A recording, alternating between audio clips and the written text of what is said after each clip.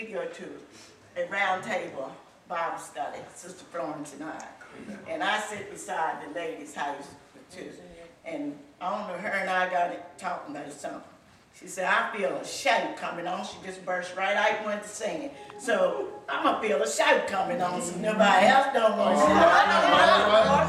I come on home and thought about what that lady said and shouted around my kitchen. Shouted in my bedroom.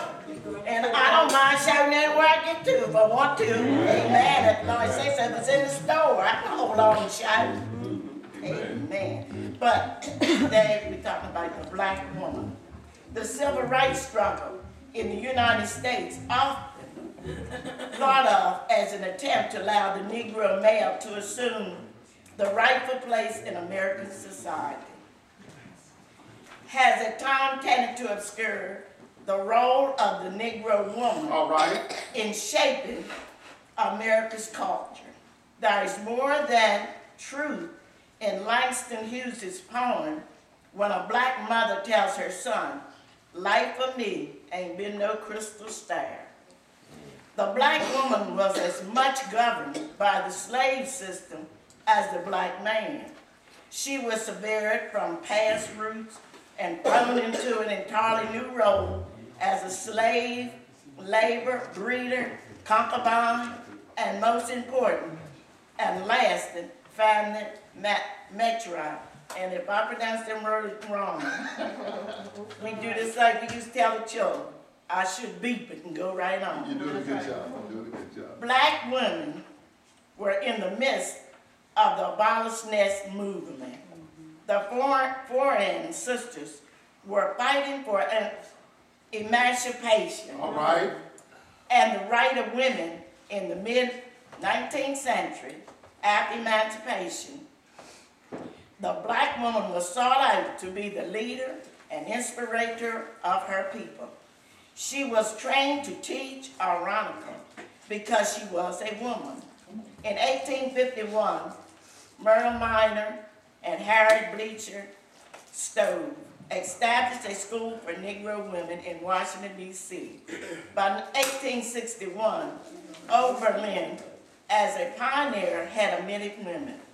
Mary Jane Patterson became the first black to receive the A.B. degree from Oberlin, and coming after her was Mary McLeod Bethune and Mary Church Terrell. And Mary Church Terrell is what I want to read something about to you today.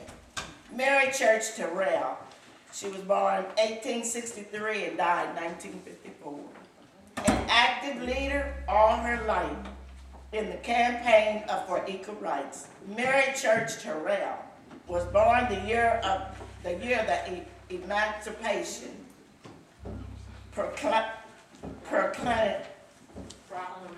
Proclamation, thank you, Baker, was issued and died only a few months after segregation had been declared unconstitutional by the Brown versus Board of Education decision of 1954.